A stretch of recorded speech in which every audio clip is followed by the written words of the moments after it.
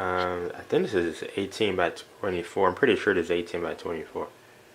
And I know technically um, in portraiture you're not supposed to draw smaller than the actual head size, or paint or draw an actual like proportional head size.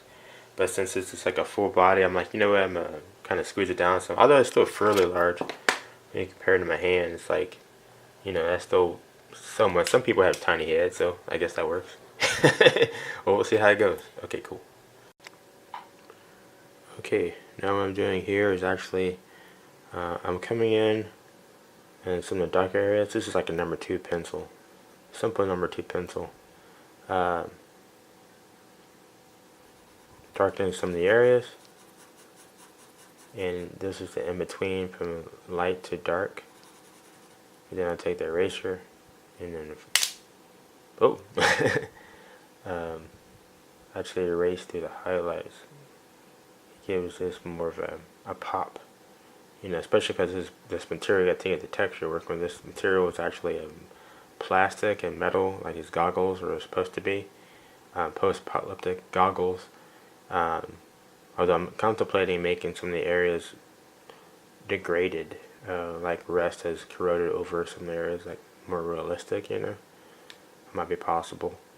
And if you see closely, you see in the eyes, been adding different highlights to it, making them pop more. But overall, some of it's is stylized, some of it's freeformed.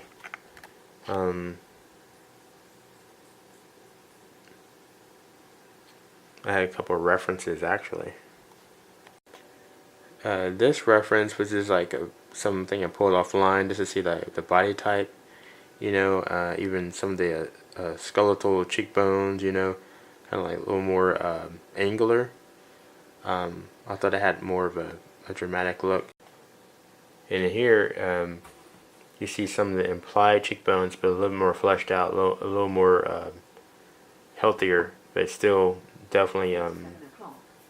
That's my. Let's see, Mac clock talking. It kind of freaks us out sometimes. Okay, okay, here we go. But yeah. So basically, you have to think about the nose is in the middle, of the face area. You think, but actually, you think in the entire head. The eyes are in the middle. The nose is right under the eyes. In the mouth, you look into between the eyes here. You see, like the most pronounced part of the mouth would be here, but in actuality, it's also the wider part of the mouth that extends further out. But it's not as evident. It's like the part that sticks out of the mouth, and then it goes further in. Like if someone were to smile, it would start here and end like there. You smile as wide as your eyes are, essentially. So that's pretty cool.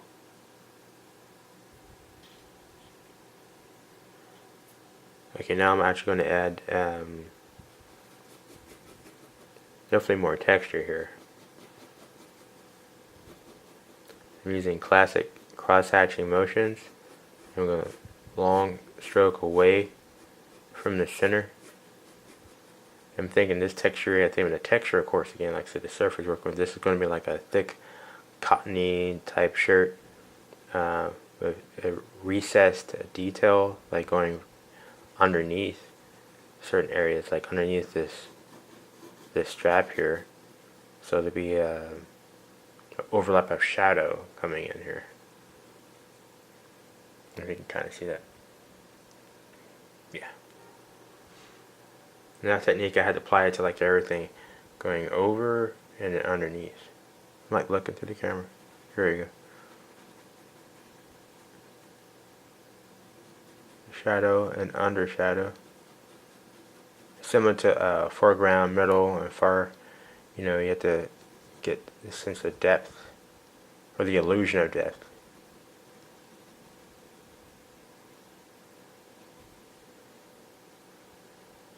Okay, excellent. Okay, so we're at the later stages of this. Is about to wrap this up pretty soon, and as you can see, the jacket, I don't know, well, maybe you can see, but the jacket is made out of Converse, or the little vest that she's wearing is made out of Converse. The Converse logo, technically, you know. And I had this little, what was it, the yarn dolls, which I love those little guys. I had one of those tied to her hair, which I always thought about doing that to myself. But yeah, if I pull this together, right now I just pretty much tighten up the layers of fabrics. Because she's actually wearing several different layers. Like here's the jacket. Oh, actually, here's the shirt first, and then there's a jacket. And within the jacket, there are like different straps sewn onto, like layers on top of layers. The shoestrings are sewn onto it. You can probably see that right about here. Shoestrings. The eyes are kind of wild and looking off to the side. Kind of cool because you mostly see drawings coming head on. Composition is so important, and I do like drawing head on, like eyes looking right at you, you know. But it seems to be like forcing that, not as natural. I want this to be like someone caught glimpse of someone from the future, you know, they didn't know they were there.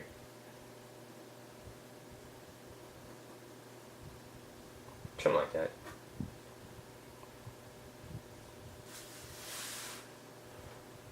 So like, this eraser is really important. I'm coming in, the button's right here. The buttons that have the darker shadow underneath. In the center. And then it's kind of a tiny highlight. In fact, you can get like a small eraser in this. It's kind of like whatever, you know. But there are some erasers that have like a little motor, so like you can take it off a bit faster that way. Also, smudges are important because you can use them or you can use against you. Strangely enough, this bracelet I'm wearing, I'm going to put it like right here, and the bracelet is creating like a barrier between me and the paper. So areas that are like heavy graphite, I'm definitely using that. Although sometimes you can use this like a wooden rod going across, your hands on top. That's more traditional, which I should be using.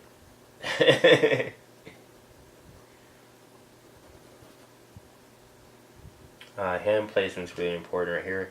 It's like she's kind of like resting the palm of her hand, the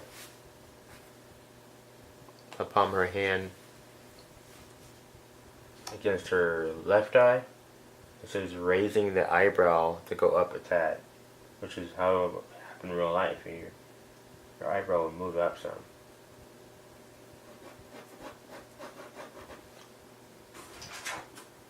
This is super important. I've been using Q-tips. This one I've been using a long time on this one. You gotta go in and actually blend in. And a lot of times you can't blend in as well as you want to with this conventional means. But the Q-tips are cool. And if you're lucky to get like a sorted pack of like different ones, that helps. Every artist can customize their own tools.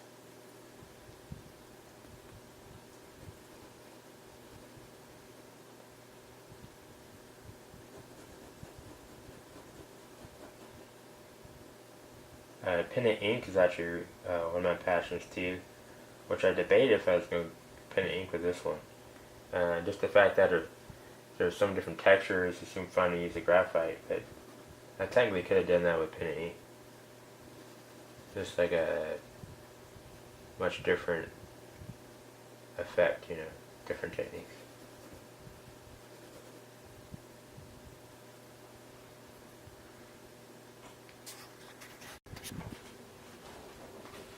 Okay, so this is the final result.